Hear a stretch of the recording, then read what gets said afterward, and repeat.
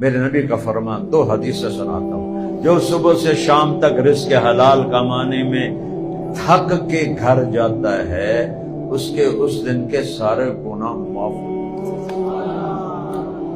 ابھی ہم جمعہ پڑھیں گے انشاءاللہ تو تم سب کو پتہ ہے کہ جمعہ پڑھیں گے تو پچھلے جمعے تک کے سب گناہ معاف فرما دیں گے.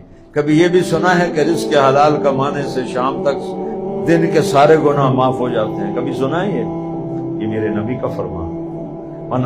عربی سن لو. من امسا قالًا بعمل یدہ امسا مغفورا لہ.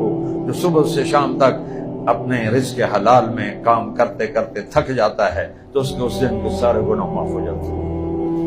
آخری بات سن لو. سعد بن معاذ ایک بڑے سردار تھے. وہ آپ کی محفل میں تھے. وہ ایسے ان کے ہاتھ تھے آپ کی طرف. تو آپ کی ہاتھ پہ نظر پڑی تو اس میں یہ مزدوروں کی گلٹیاں بن جاتی ہیں کئی چلا چلا تو گلٹیاں بنی ہوئی تھی. آپ نے کہا معاذ ایک ہی ہے کہ یا رسول اللہ بچوں کے لیے کماتا ہوں, باغ میں محنت کرتا ہوں, کسی چلاتا ہوں تو یہ میرے گلٹیاں بن گئی.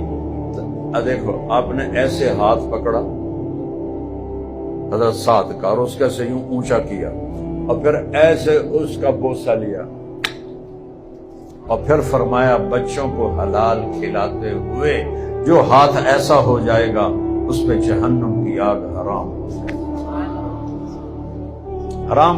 حرام کما کے کی کر لے.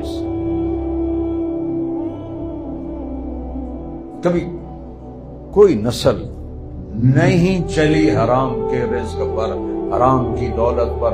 100 ملک پھر کے بتا رہا ہوں.